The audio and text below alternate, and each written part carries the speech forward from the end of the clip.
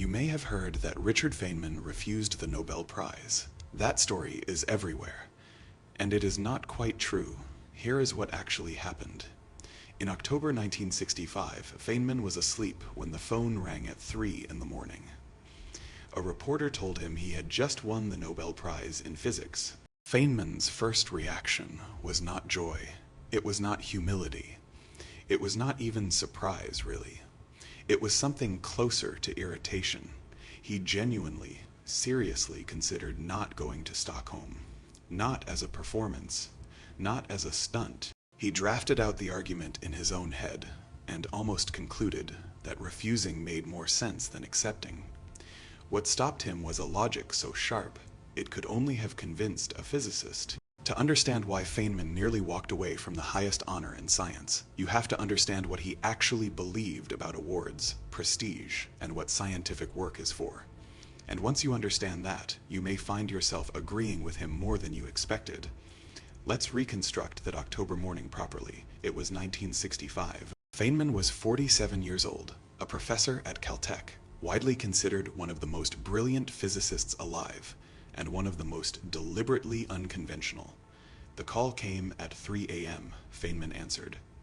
The reporter congratulated him. Feynman reportedly said something to the effect of, "Why do you have to wake a person up in the middle of the night to tell them they've been given something they didn't ask for?" That wasn't a joke. That was Feynman telling you exactly how he felt about it. The Nobel Prize represented everything he was allergic to. Ceremony, formality, the requirement to perform gratitude for something he hadn't sought, the sudden obligation to become a public figure when he had spent his career trying to simply be a physicist who solved problems for the pleasure of solving them. Accuracy note, Feynman did not formally refuse the Nobel Prize. He considered it, then accepted it. What follows is an accurate account of why he nearly didn't drawn from his own statements and his memoir. Surely you are joking, Mr. Feynman. The morning after the 3 a.m. call, Feynman began making his case, to himself and to those around him, for why declining might actually be the right decision. His argument had 3 parts, and each one reveals something about how he thought that most people who admire Feynman never fully encounter. Feynman used a specific word for formal honors, epaulets, the ornamental shoulder decorations on military uniforms, the things that exist not to make a soldier more effective, but to signal rank, to create hierarchy, to separate people into the decorated and the undecorated.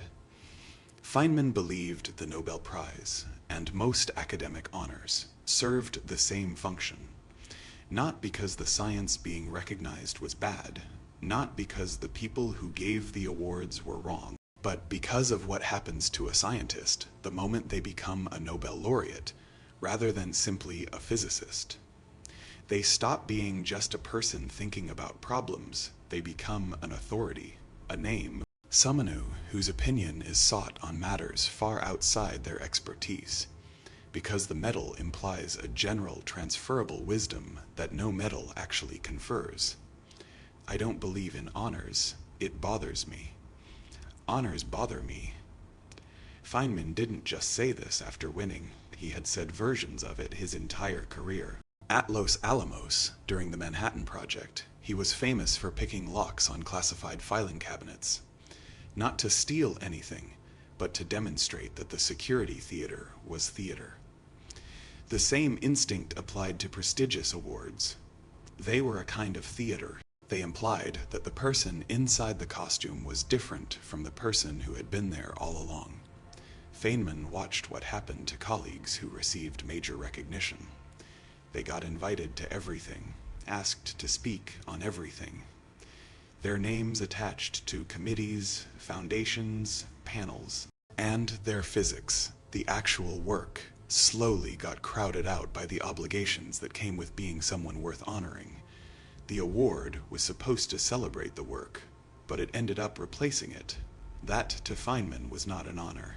That was a trap dressed up in a medal. Feynman had a very specific idea of what the actual reward for scientific work was. He described it clearly enough that it became one of the most quoted things he ever said. The prize is the pleasure of finding the thing out. The kick in the discovery, the observation that other people use it. Those are the real things. The honors are unreal to me. Think about what he is actually describing. The reward of discovery is the moment of understanding, the instant when the structure of something becomes clear in your mind for the first time. The reward of science is other scientists using your work, building on it, correcting it, extending it into territory you hadn't thought to look. The physics community using Feynman diagrams was a deeper validation than any medal, because the medal says a committee decided your work mattered. But scientists using your framework says your way of seeing the problem was actually useful.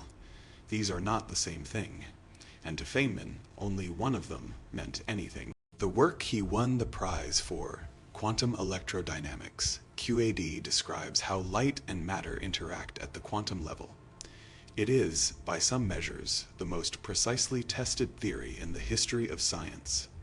Its predictions match experimental results to better than 1 part in a billion. Feynman developed a visual shorthand for these calculations, now called Feynman diagrams, that physicists worldwide still use today, decades after he developed them. Every time a physicist draws one of those diagrams, that, Feynman would say, is the prize, not Stockholm. The third part of Feynman's case for refusing was the most practical. He called the Nobel Prize a pain in the neck. Not the money. He had no problem with the prize money, not the recognition from physicists. He valued that. The specific pain was what winning meant for how the rest of his life would be organized: invitations, press requests, ceremonial obligations, requests to sit on government panels, invitations to speak at events that had nothing to do with physics. Journalists who would now preface every quote with Nobel laureate Richard Feynman says, as if the medal changed the validity of the words. He had seen this happen. He knew the pattern. And unlike many of his colleagues, Feynman did not secretly enjoy any of this. He genuinely preferred to be at Caltech, working through problems on the blackboard, arguing with graduate students, sitting in a strip club in Pasadena drinking coffee, and working out physics on napkins, which he actually did regularly because he found it peaceful. So Feynman ran the numbers the way he ran everything. As a physicist, if I accept constant interruption, loss of working time, pressure to be something other than what I am, if I refuse, brief scandal, some criticism, then return to normal life. On that ledger, refusing actually looked more rational. Until someone pointed out the flaw in his calculation. Feynman's wife, Gweneth, and a reporter from Time magazine both made essentially the same point. And it was the kind of argument Feynman couldn't dismiss, because it was logically correct. If you refuse the Nobel Prize, they told him, you will not get a quiet return to normal life. You will get a circus. The headlines write themselves. Physicist refuses Nobel Prize. Why did he refuse? What does it mean? Is he making a political statement? Is he ill? Does he disagree with the committee? Is this a protest? Every journalist who is going to write one story about his win will now write 20 stories about his refusal. Every interview he was going to have to give will now be replaced by 10 interviews asking why he said no. The acceptance would be a brief event.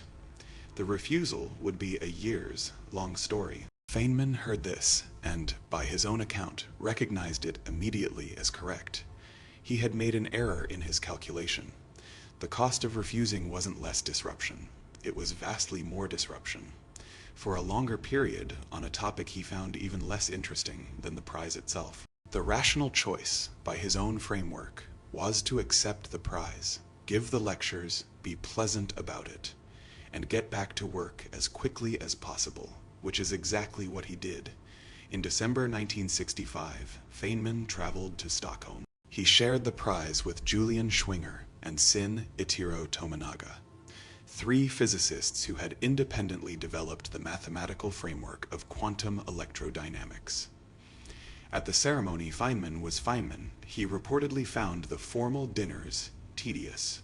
He was more interested in talking to students than to dignitaries. He gave his Nobel lecture, titled The Development of the Space-Time View of Quantum Electrodynamics, with the same clarity and energy he brought to any physics explanation.